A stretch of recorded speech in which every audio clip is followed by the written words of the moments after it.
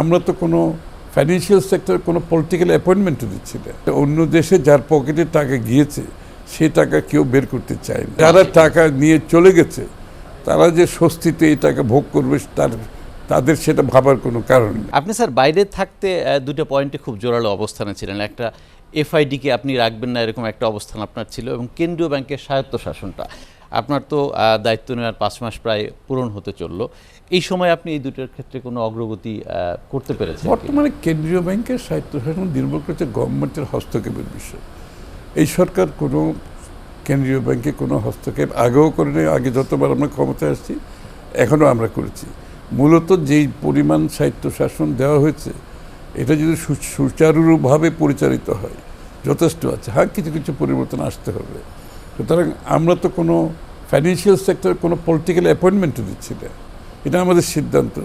Security and exchange কমিশনে যে 4 জন appointment হয়েছে সবাই নন পলিটিক্যাল লোক। আমি এদের সবাই একজনকে ছাড়া কাউকে চিনিও না। সুতরাং এই হচ্ছে গভর্নমেন্টের হস্তক্ষেপ না থাকলে যেই আইন আছে সেই আইনে বাংলাদেশ ব্যাংকের ইন্ডিপেন্ডেন্স থাকবে, কিছু পরিবর্তন আসতে হবে। আর সার্বিকভাবে ফাইন্যান্সিয়াল সেক্টরকে রাজনীতির বাইরে রাখতে হবে, এটাকে তার গতিতে চলতে হবে। স্যার, ফাইন্যান্সিয়াল সেক্টরের যে দুরবস্থা আপনি এখনও স্বীকার করেন বিভিন্ন অনুষ্ঠানে বিভিন্ন জায়গায়, এইটা কাটানোর ক্ষেত্রে আপনার সুনির্দিষ্ট কোনো পরিকল্পনা আছে? অনেক পরিকল্পনা তার অবশ্যই আছে। যে ব্যাংকিং সেক্টর রেজুলেশন, ব্যাংকিং সেক্টরের শৃঙ্খলা ফিরিয়ে আনা, এগুলো তো আমাদের কাজ চলছে অলরেডি। এবং বাংলাদেশ গভর্নর এবং সেন্ট্রাল ব্যাংক একটার পর একটা তার পরিকল্পনা দিয়েই যাচ্ছে। সুতরাং এই কাজগুলো চলছে সবগুলো। স্যার, পাচার হওয়া অর্থ ফেরত আনার ব্যাপারে আপনার অবস্থানটা? এগুলো তো আমরা প্রতিশ্রুতিবদ্ধ।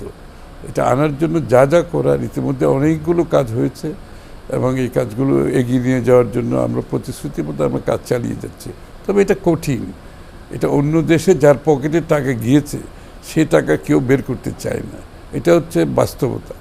সেখানে আমরা জোর দিচ্ছি কিভাবে এই কাজটা করা যায়, যত বেশি করা যায় তার জন্য চেষ্টা চালিয়ে যাচ্ছে। আর যারা টাকা নিয়ে চলে গেছে তারা যে স্বস্তিতে এই টাকা ভোগ করবে তাদের সেটা ভাবার কোনো কারণ নেই। জনগণকে কোনো একটা স্পেসিফিক টাইম ফ্রেম দিতে চান কিনা? না, এগুলোতে তো টাইম ফ্রেম নেই, এগুলো তো আমাদের হাতে, এটা এক্সটার্নাল অ্যাফেয়ার্স।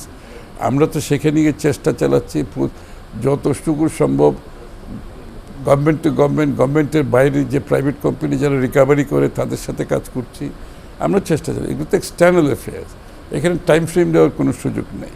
আমরা আমাদের চেষ্টা অব্যাহত থাকবো।